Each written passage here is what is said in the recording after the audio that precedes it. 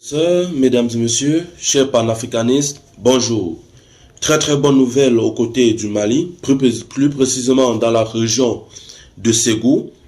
L'État annonce avoir neutralisé une quarantaine de terreaux. Plusieurs bases ont été détruites, équipements logistiques détruits, plusieurs équipements de communication également ont été détruits. Nous allons prendre ça comme fait du jour et nous allons parler également de la présence des Russes sur le terrain. Ça, ce sont les deux faits du jour. Mais avant de continuer, je tiens à présenter mes sincères excuses à l'endroit de mes abonnés fidèles. Vous allez constater qu'il y a de cela 2 à 3 jours, nous n'avons pas créé de contenu.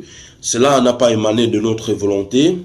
Cela a été causé par des problèmes de santé, mais ça va, je pète la forme, j'espère que vous également. Nous allons continuer le combat, Avant cela, tous ceux qui sont nouveaux, abonnez-vous, activez la cloche de notification, puisque en activant la cloche de notification, vous avez la possibilité de recevoir la lettre immédiatement que nous avons postulé une vidéo. Vous savez, notre ligne éditoriale est d'accompagner les pays membres de l'AES dans cette bataille asymétrique afin que ces pays puissent totalement retrouver leur souveraineté. Lorsque j'ai dit ceci, je reviens sur l'essentiel. Mesdames et messieurs, la montée en puissance des forces armées maliennes sur le territoire n'est plus à démontrer et c'est à mettre à l'actif de son général, le général Assimi Goïta. L'armée a annoncé, n'est-ce pas, dans sa sortie hier, avoir neutralisé plusieurs terreaux, également avoir détruit certains refuges, avoir détruit également les équipements roulants, les engins à 4 roues, les engins à 2 roues, également les équipements de communication. Il faut dire que cette montée en puissance des forces armées est la résultante palpable que le président, le général Assimi Goïta veut mettre un fin, veut stopper cette montée des terreaux sur le territoire national. Et également, il faut dire que depuis les attaques récentes observées le 25 avril dernier, les femmes ne dorment plus. Oui, vous devez avoir cette rassurance. Ces forces sur le terrain ne dorment plus. Ils passent des jours et nuits accompagnés de leur partenaire stratégique qui est la Russie pour mener des opérations de ratissage, pour mener les opérations d'aviation afin d'éradiquer tous ces terreaux, afin de les éliminer, afin de les capturer, afin de les localiser. Vous savez, dans cette guerre asymétrique, parfois, l'ennemi n'est pas loin. L'ennemi sionne parfois, toujours au milieu de nous. Donc, j'appelle au bon sens de la responsabilité du peuple citoyen, du peuple malien, afin d'être rigoureux et très vigilant parce que seule la lutte libère, les gars. Seule la lutte libère. Lorsque vous voulez la paix, il faut faire la lutte. Nous ne pouvons pas sous-entendre que nous voulons la souveraineté et nous ne voulons pas en même temps lutter. Nous devons lutter. Et c'est la marque à quel point le peuple malien est résilient, le peuple malien est engagé et le peuple malien est désormais prêt à tout pour la souveraineté de son État. Là, c'était le premier fait du jour. Mesdames et messieurs, nous allons parler du deuxième fait, l'opération Barkhane sur le territoire malien. Déjà à l'entame, vous devez savoir que cette opération a été menée par les Français. J'ai voulu absolument faire cette vidéo, j'ai voulu absolument relayer cette information parce que plusieurs concitoyens ne sont pas au courant de ce qui se passait. Vous devez savoir que l'opération Barkhane par jour coûtait minimum, je dis minimum, là c'est le plus petit, 2 millions d'euros par jour à l'État malien. 2 millions d'euros par jour, les gars.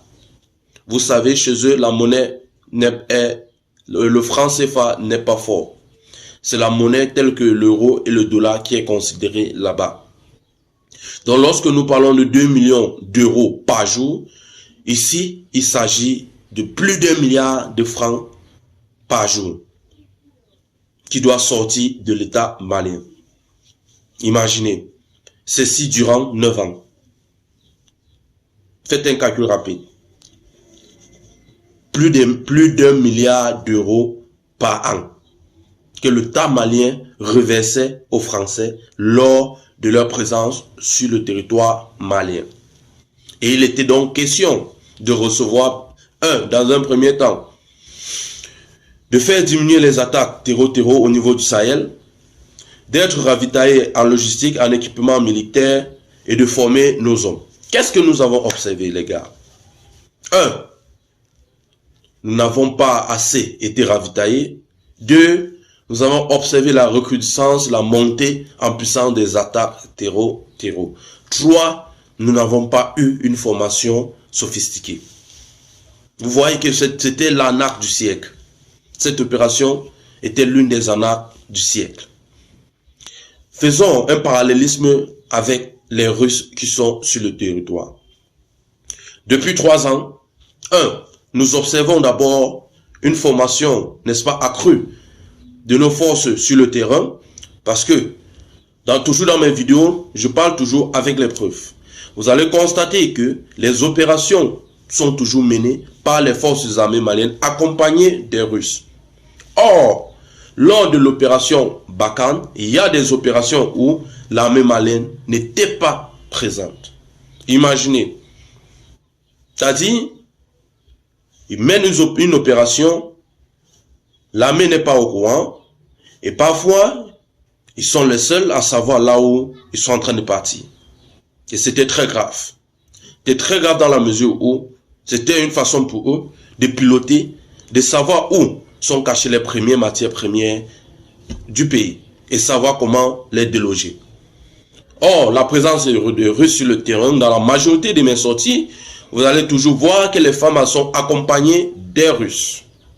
Là, c'est le premier point. Le deuxième point, en termes d'équipement, cela est vu aux yeux de tous.